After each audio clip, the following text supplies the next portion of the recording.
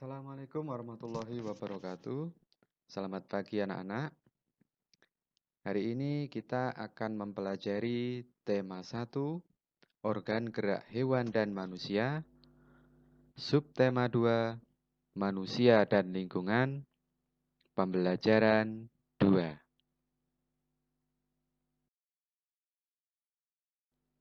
Perhatikan gambar berikut.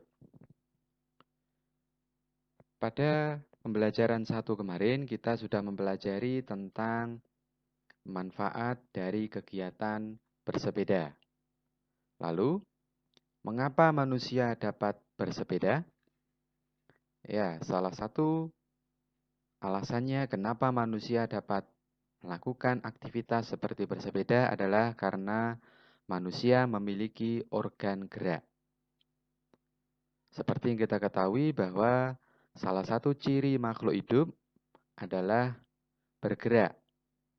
Nah, manusia sebagai makhluk hidup memiliki organ gerak untuk melakukan berbagai aktivitas. Lalu, apa saja organ gerak manusia?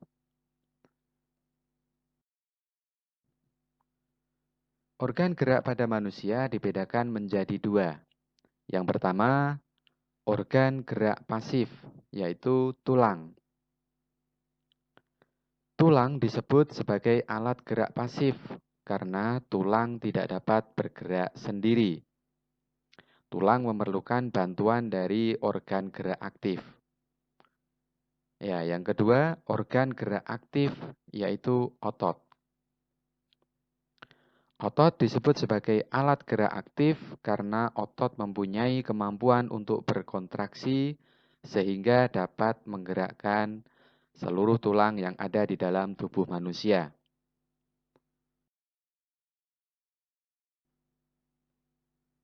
Tulang-tulang di dalam tubuh manusia ini tersusun menjadi satu, membentuk rangka manusia. Rangka adalah susunan tulang di dalam tubuh manusia. Lalu, apakah fungsi dari rangka manusia itu? Rangka pada manusia memiliki beberapa fungsi. Yang pertama, untuk menegakkan tubuh. Tanpa adanya rangka, maka tubuh manusia tidak akan dapat berdiri dengan tegak. Seperti contohnya hewan. Kalian tahu hewan cacing? Cacing tidak dapat berdiri dengan tegak karena tidak memiliki rangka.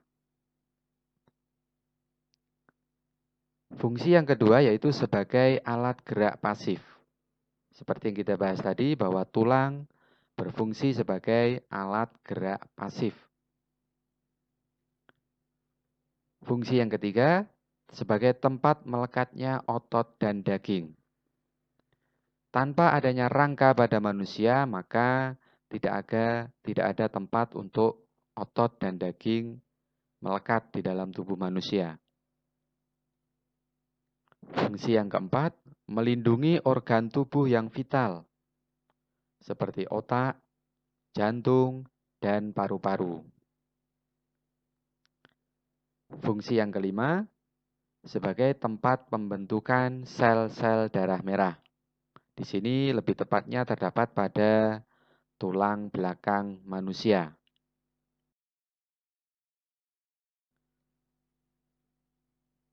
Bagian-bagian rangka manusia.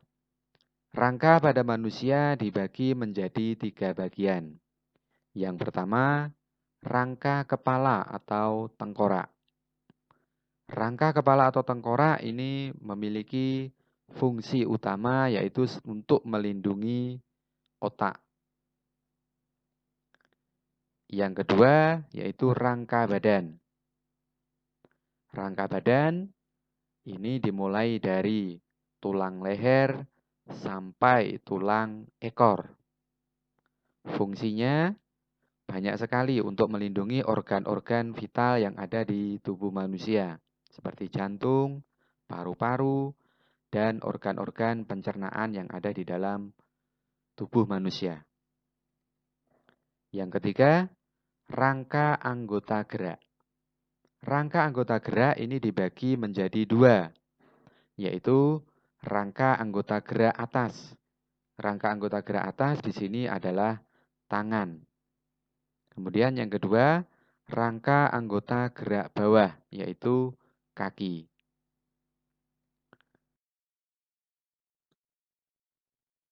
Struktur rangka manusia. Perhatikan struktur rangka manusia berikut ini. Rangka manusia dimulai dari rangka kepala, atau ada yang menyebutnya tengkorak. Rangka kepala berfungsi untuk melindungi otak. Bagian-bagian dari rangka kepala ada tulang rahang bawah, kemudian tulang rahang atas, tulang hidung, tulang dahi, tulang ubun-ubun, tulang pelipis, tulang kepala belakang, tulang baji, dan tulang pipi. Berikutnya, rangka badan. Rangka badan terdiri dari beberapa tulang. Ada tulang rusuk yang berfungsi untuk melindungi paru-paru dan jantung. Tulang rusuk ini dibagi menjadi 3 bagian. Ada 7 pasang tulang rusuk sejati, 3 pasang tulang rusuk palsu, dan 2 pasang tulang rusuk melayang. Kemudian di bagian tengah dari tulang rusuk itu terdapat tulang dada. Berikutnya, rangka anggota gerak, yaitu tangan dan kaki.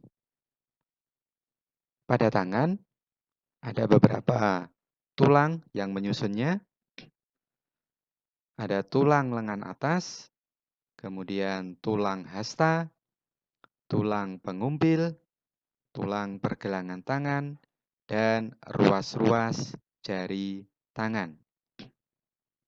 Kemudian tulang kaki, bagian-bagiannya terdapat tulang paha, tempurung lutut, tulang kering, kemudian di belakangnya ada tulang betis, tulang pergelangan kaki, dan ruas-ruas telapak kaki. Baik anak-anak, untuk lebih jelasnya kalian bisa melihat materi yang ada di dalam buku tema kalian. Baik anak-anak, kalian tentu sudah membaca dan memahami buku tema kalian. Salah satu hal yang menarik dari sebuah buku adalah cover, atau kita biasa menyebutnya sampul. Apa itu cover? Cover adalah sampul depan pada buku atau majalah berupa gambar ilustrasi yang bisa mewakili isi sebuah buku. Dengan melihat cover buku, kita sudah dapat memprediksi isi dari buku tersebut.